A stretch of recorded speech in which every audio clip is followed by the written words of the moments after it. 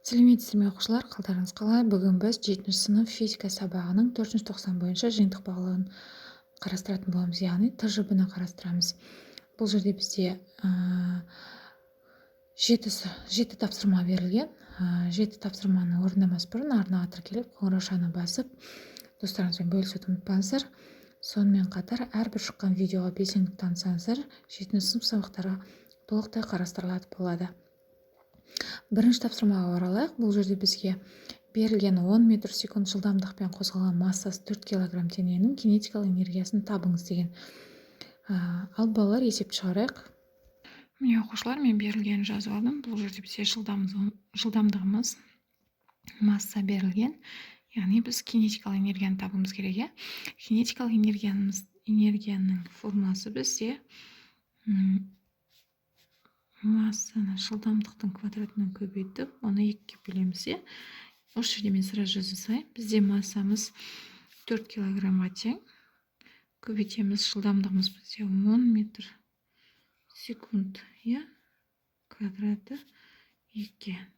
Оның квадраты бізде 100 болады. 100-ді 4-ге көбейтіп, 402-ге бөлсек, бізде 200 шығады екен. Міне балалар, бізде 200 шықты. Бұл бізде жауабы С.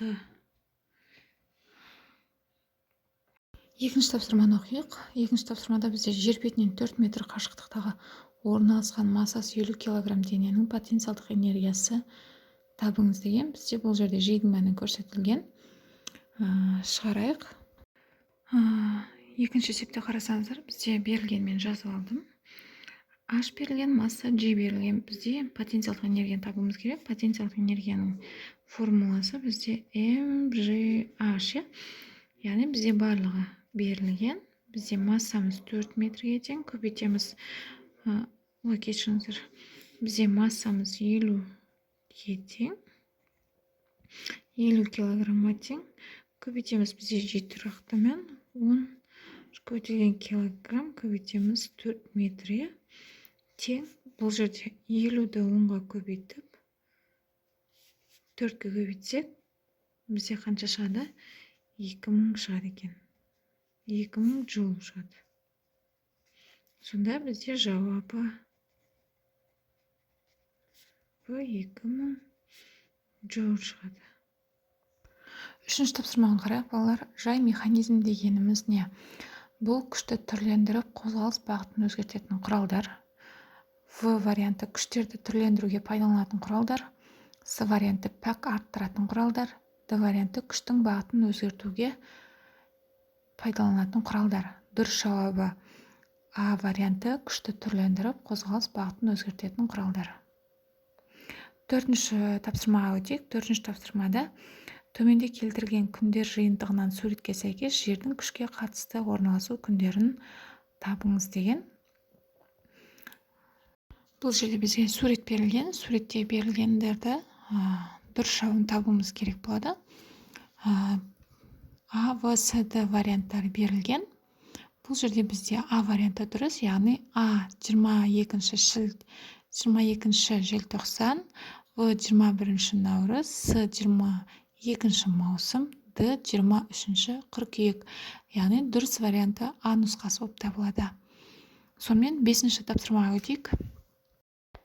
5-ші тапсырма берілгенде суреттен лақтырылған топтың қозғалыс теориясы берілген. Әрбір нүктеге сәйкес энергиялардың мәнін жазыңдар деген. Бірінші нүктеде толық энергия, яғни кинетикалық энергияға тең. Екінші нүктеде кинетикалық және потенциялық энергиялары өзара тең. Үшінші нүктеде толық энергия потенциялық энергияға тең. Төртінші нүктеде потенциялық энергиясы кеміп, кинетикалық энергиясы артады. 6-шы тапсырмада балалар берілгенде суретте иіндік тепе-теңдікте тұр дейді. Үлкен иіннің түсірілген күшті табыңыз дейді. Яғни иіндік тепе-теңдік формуласына салып есепті шығарайық.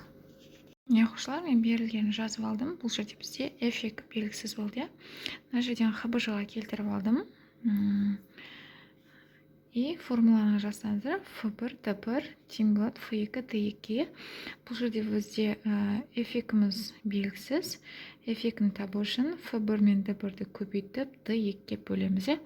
Енді бізде F1-міз біздің 12H-қа тең көбейтілген 0,05 метр бөлінісіне 0,3 метрге тең болады.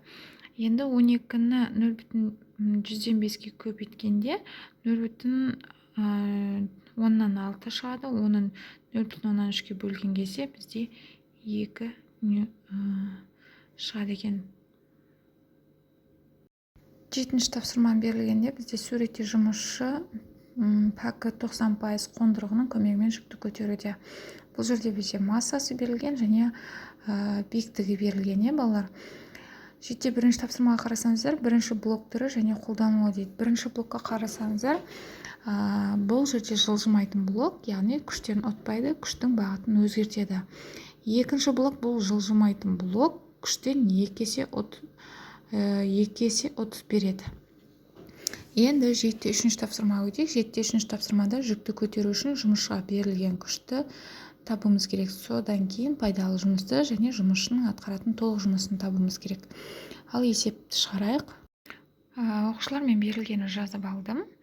Бұл жерде бізде f2-ні табуымыз керек болады. Бірінші f2-ні табу үшін бізде ауырлық күші. Осы жерден сразу мен тең деп жаза берейін. Бізде массамыз 30 килограммға тең, көбейтеміз.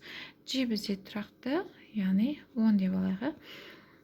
30-ді 10-ға өтсек, бізде 300 ньютон болады. Жаңа өзіміз айтқандай, жылжымалы блок ол күштен 2 есе ұт береді. Яғни бізде f2-міз жаңа 300-ге тең болды. Оны 2-ге бөлсек, сонда 150 ньютон болады.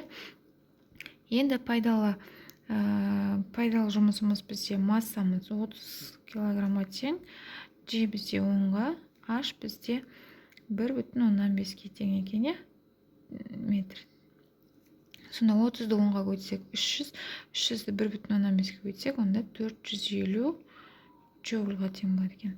Енді бізде толық жұмысты табуымыз керек болады. Толық жұмысты табу үшін біздің формуламыз жазып қойдым. Осы жерден толық жұмысты тапқан кезде арғай жазайын. Пайдалы жұмысымыз жаңа бізде 450 джоульға тең болды. 450 100%. Яғни пәк бізде жаңа есептің берілгенде бар болды, 90%. Қарасаңыздар, пайыз бен пайыз қысқарып кетеді, 1 мен 0 қысқарып кетеді. 450-ді 10-ға көбейтіп, оны 9-ға бөлгенде, 450-ді 10-ға көбейтіп, 9-ға бөлгенде бізде 500 джоуль шықты. Міне балалар, осымен тжб-ны толықтай талдау аяқталды. Арнаға тіркеліп, қоңыраушаны басып, достарыңызбен бөлісіп, пікір қалдыруды ұмытпаңыздар. тжб-дан жақсы нәтиже көрсетулеріңізге тілектеспін. Келесі тжб, бжб және де видео сабақтарында кездескенше сау сәлеметте болыңыздар.